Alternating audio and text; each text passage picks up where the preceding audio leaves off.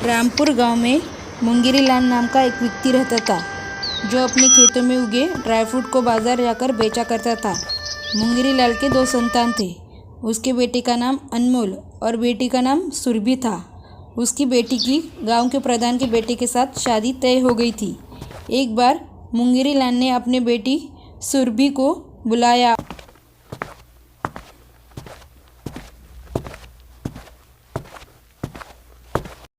क्या हुआ पिताजी, आपको कुछ चाहिए क्या? सुरभि बेटा, तुम्हारी शादी को अब कुछ ही दिन बाकी है। तुम्हें क्या चाहिए दहेज में? पापा, मुझे तो बहुत सारी चीजें चाहिए, जैसे कि ढेर सारे कपड़े, बहुत सारे गहने। मैं चाहती हूँ कि मेरी शादी में विभिन्न प्रकार के पकवान बने। ठीक है मेरी बिटिया, जैसा तू कहेगी ना वैसा ही होगा तेरी शादी में।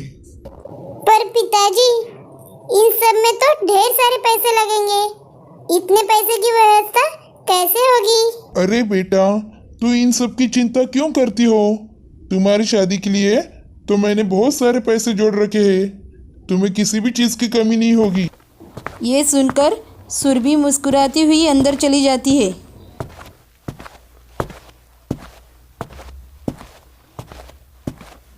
उसी गांव में दीपेश नाम का लड़का रहता था। अनमोल और दीपेश की ज़रा भी नहीं बनती थी। वो दोनों हर वक्त लड़ते रहते थे। कुछ दिनों पहले ही दोनों की लड़ाई हुई थी। उसी का बदला लेने के लिए दीपेश मौका ढूंढ रहा था और इधर देखते ही देखते सुरभि की शादी का दिन करीब आ रहा था। शादी में कुछ ही दिन बाकी थे। एक दिन मुंगेरी लाल की पत्नी लता कहती है, सुनिए जी, आपने बैंक में जो पैसे रखे हैं ना, उसे लेकर आइए ना, ताकि विवाह की तैयारी शुरू की जाए। ठीक है, कल ही मैं बैंक से पैसे निकाल लाऊंगा। अगले दिन जब मुंगेरी लाल बैंक से पैसे निकालने घर से बाहर जाता है तो उसे रास्ते में ही अनमोल मिल जाता है। अनमोल कहता है, बाबा, आप कहाँ जा रहे हो? अरे बेटा, मैं बैंक से पैसे निकालने जा रहा हूँ। शादी की तैयारी के लिए पैसे की ज़रूरत है। मैं बैंक की तरफ ही जा रहा हूँ। तुम्हें कोई काम है क्या? नहीं, कुछ भी तो नहीं। मैं तो ऐसे ही पूछ रहा था। ये बात उधर खड़ा हुआ दीपेश का मित्र कमलेश सुन लेता है और दीपेश को जाकर सारी बात बता देता है। कमलेश, तूने तो ये बहुत ही अच्छा काम किया है। मैं तो कब से इस मौके का इंतज़ार कर रहा हूँ। कमलेश, कैसा हो अगर हम अनमोल के पिता से सारे पैसे छीन ले तो ये शादी रुक जाएगी। ऊपर से अनमोल और उसके परिवार की पूरी सभा में बदनामी भी होगी। ये तो बहुत ही अच्छा दिमाग लगाया है तूने। चल चलते हैं ना। ऐसा कहकर दीपेश और उसका मित्र मुंह पर कपड़ा बांधकर मुंगेरी लाल के पीछे जाते हैं। मुंगेरी लाल बैंक से पैसे निकालकर अपनी घर की ओर बढ़ ही रहा था कि तभी दीपेश और उसका मित्र वो पीछे से आते हैं और मुंगेरी लाल के हाथ से पैसों का बैग लेकर भाग जाते हैं। मुंगेरी लाल उनका पीछा करता है, लेकिन वो दोनों बहुत ही तेज़ी से भाग जाते हैं। मुंगेरी लाल बहुत ज़ोर ज़ोर से रोते हुए कहता है, भगवान, ये सब कैसे हो गया? अब मेरी बेटी की शादी कैसे होगी? उधर मुंगेरी लाल के घर पर खुशियों का माहौल छाया हुआ है। तभी मुंगेरी लाल रोते रोते अपने घर पहुंचता है। मुंगेरी लाल को ऐसी हालत में देखकर सब चौंक जाते हैं और मुंगेरी लाल की पत्नी लता घबराती हुई उसे पूछती है, क्या हुआ जी? आपकी ऐसी हालत कैसे हो गई और आप इतना क्यों रो रहे हो? लूट गए हम, बर्बाद हो गए। लूट गए? आप ये क्या कह रहे हो? मैं बैंक से पैसे लेकर आ रहा था, तभी लुटेरे मेरे पैसे लेकर भाग गए। हे राम, ये क्या हो गया? अब हमारी सुरभि की शादी कैसे होगी? लता के चिल्लाते ही मेहमानों में हलचल शुरू हो गई। जैसे ही मेहमानों को सारी बात पता चली, वो अपने अपने घर चले गए। चारों तरफ गम का माहौल छा गया।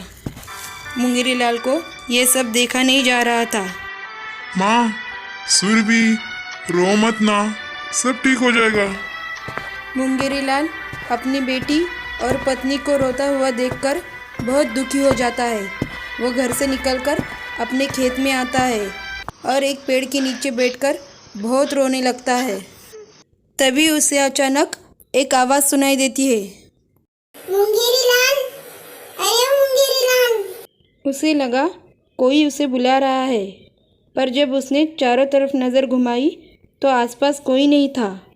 थोड़ी देर यहाँ वहाँ देखने के बाद उसे एक ड्रैगन फ्रूट दिखाई देता है। मुंगेरी लाल, मेरे होते हुए तुम क्यों परेशान होते हो? मैं एक जादुई ड्रैगन फ्रूट हूँ। मैं तुम्हारी मदद करने आया हूँ। लेकिन तुम मेरी मदद क्यों करना चाहते हो? तुम्हें शायद याद ना हो, पर कुछ दिन पहले तुमने एक भिखारी को भरपेट भोजन करवाया था। वो कोई भिखारी नहीं, बल्कि एक महात्मा साधु थे। तुमसे प्रसन्न होकर तुम्हारे कर्मों के फल स्वरूप वो मुझे तुम्हारे खेत में छोड़ गए हैं। और तुम मुझे कोई साधारण ड्रैगन फ्रूट मत समझना। मैं एक जादुई ड्रैगन फ्रूट हूँ। पर तुम मेरी मदद कैसे कर सकते हो? तुम मुझे अपने साथ ले चलो और एक मिट्टी के बर्तन में रख दो। ऐसा करते ही वो मिट्टी का बर्तन सोने में बदल जाएगा। तुम उसे बाजार में बेच देना और उससे जो पैसा मिलेगा उससे तुम अपनी बेटी की शादी कर देना। मुंगेरी लाल जादुई ड्रैगन फ्रूट की बातें सुनकर बहुत खुश हो जाता है और वो उसे अपने साथ घर लेकर जाता है। घर पहुंचकर अपनी पत्नी को कमरे में बुलाकर सारी बातें बता देता है। फिर घर के सारे मिट्टी के बर्तन एक जगह इकट्ठा करता है और एक एक कर सारे बर्तन में जादुई ड्रैगन फ्रूट को रख देता है। जादुई ड्रैगन फ्रूट को रखते ही सारे मिट्टी के बर्तन सोने के बन जाते हैं। मुंगेरी लाल की पत्नी ये देखकर दंग रह जाती है। मुंगेरी लाल दोबारा मेहमानों को आमंत्रित करते हैं और उनके घर में फिर से शहनाई बजने लगती है। फिर से चारों तरफ खुशियों का माहौल हो जाता है। मुंगेरी लाल और अनमोल सुरभि की शादी धूमधाम से करते हैं। सुबह अनमोल खुशी खुशी अपनी बहन को विदा कर देता है। अनमोल को अपनी बहन को विदा करता देख दीपेश हैरान हो जाता है। उसे तो अपनी आंखों पर यकीन ही नहीं होता है। वो हैरान होकर देखता ही रह गया। बच्चों, अगर आपको कहानी अच्छी लगी हो तो प्लीज़ लाइक और सब्सक्राइब ज़रूर कीजिएगा। Thank you.